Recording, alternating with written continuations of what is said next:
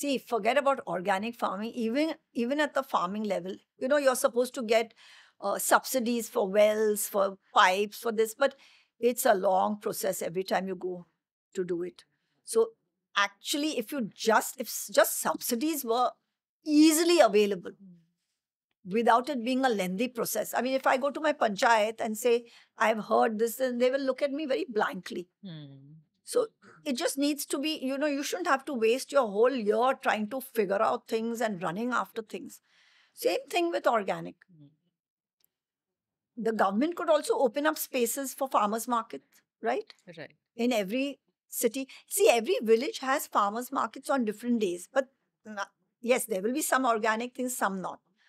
And if farmers know that, yes, you're getting a better price for organic, why will they not shift? Which is what people like Two Brothers are doing.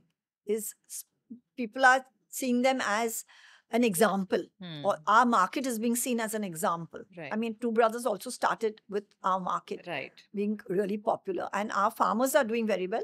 By the way, when you talk about costing, I have to say this, the rest of the market are normal prices of organic, but our fruits and vegetables being sold by our farmer group from Nasik is cheaper than at any non-organic local market in the city.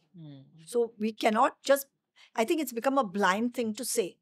And there are many people who've realized this and they come and really shop. And the other thing is, we do charge a little extra for onion, potato, tomato, because I decided that right at the outset 16 years ago, that why should that be so cheap to have that? Because that's also effort for the farmer. Farmers do. So at the moment, I think it's 55 or 60 rupees a kilo. And the price usually holds for a year or two.